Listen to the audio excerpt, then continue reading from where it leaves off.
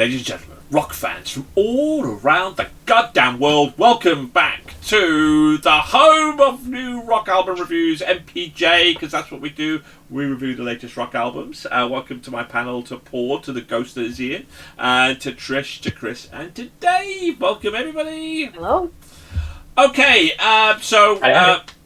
you what? Try and stay awake, Dave. Yeah, Dave, come on. We're not that boring. So we review the latest albums and we rate them out of 5 when they get into a Hall of Fame. Today's serving is Evergrey and the Theories of Emptiness. Who are Evergrey? Evergrey were formed in '93 in Gothenburg by guitarist and vocalist Tom as a progressive power metal band, in contrast to the melodic death band that Gothenburg is known for. And since then, the band's lyrics have always been of a darker sort. And the same can be said of the band's imagery, should say. And after finding a stable lineup, The Dark Discovery was recorded in '96, released in '98. Solitude, Dominance and Tragedy recorded and released in '99. Whilst the two albums dealt with a variety of ideas in search of truth.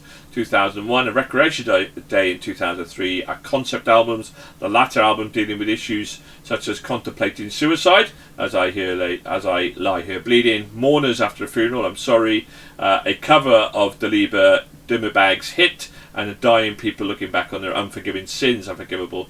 Unforgivable also acted as a catalyst for the next album, The Inner Circle, in 2004, which expanded issues described in songs, cults, religion and child abuse, and it kind of goes on from there, but they are here now in the Theories of Emptinesses.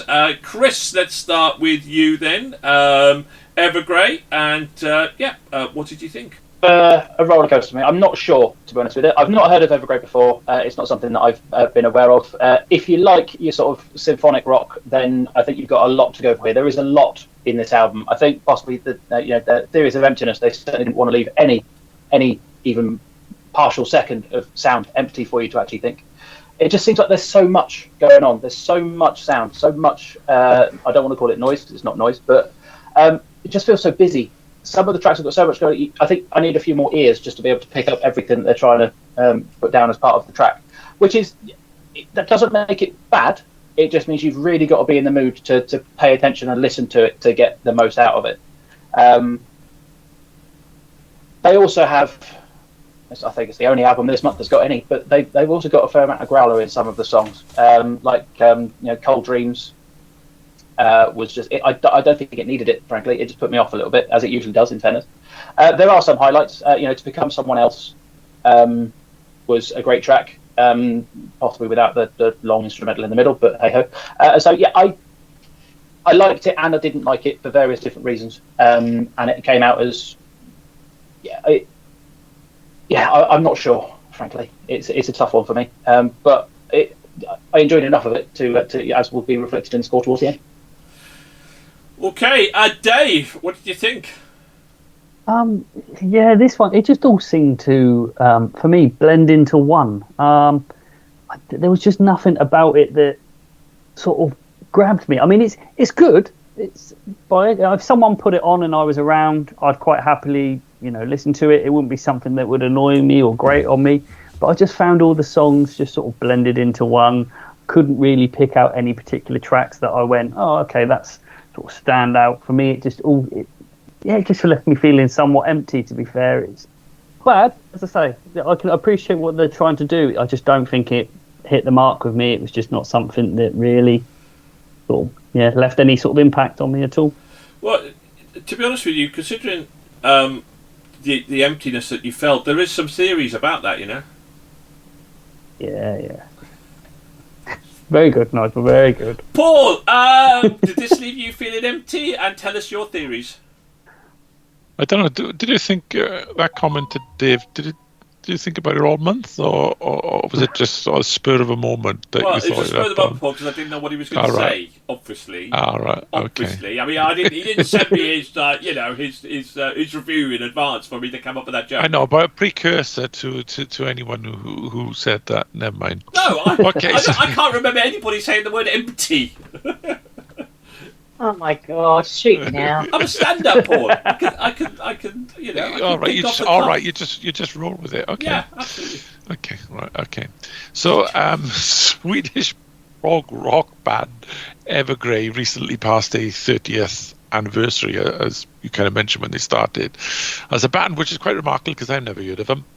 And Theories of Emptiness is their 14th studio album, and it continues with a powerful but melodic music.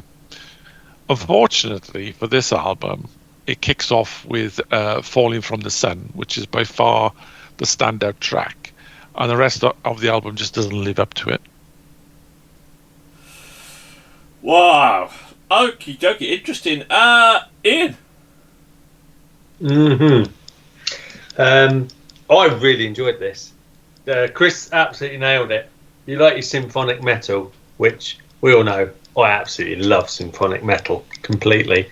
So I can completely understand when people say, oh, it melds into one and all the tracks seem the same, because the style that it's the symphonic metal style they do is very generic, if you like. It's I don't mean that disrespectfully to this band, but it is that kind of generic. If you really like it, you can pick out the subtle differences, and I love this album. Each song has its own sort of vibe to it. It's got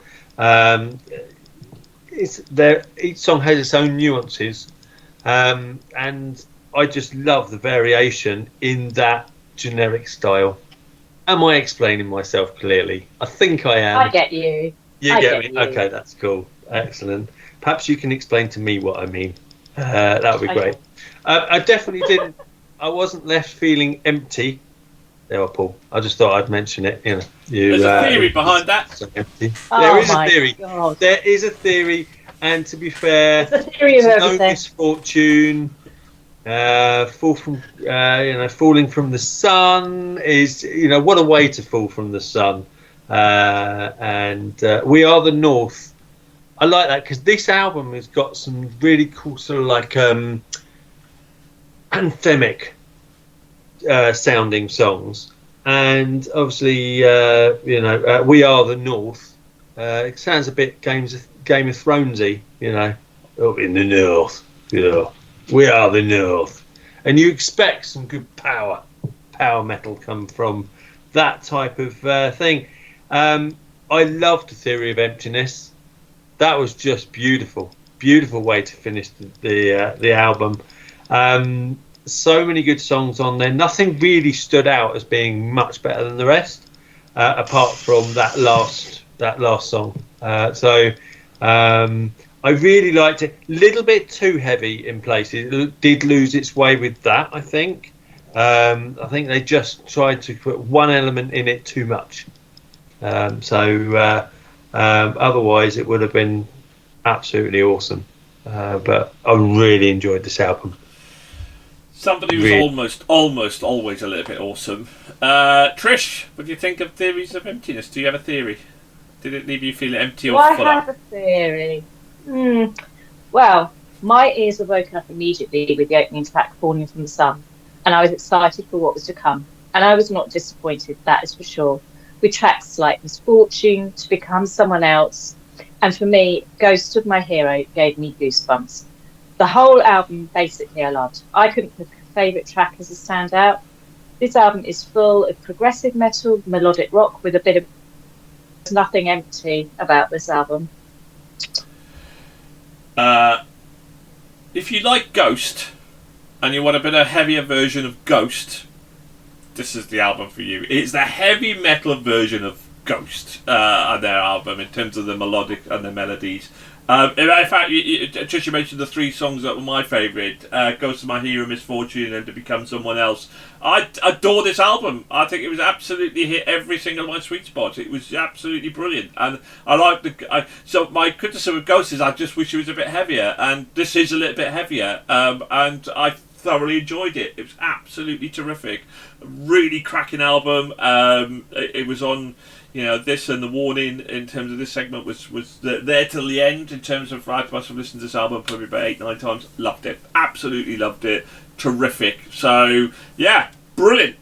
Wow. Will it get... I think this could be a bit close, couldn't it, in terms of whether it could...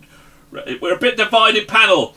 it could count on Chris's votes. Who knows? Right, let's find out, shall we? Chris, let's start with you then, mate. What did you give this out of 5?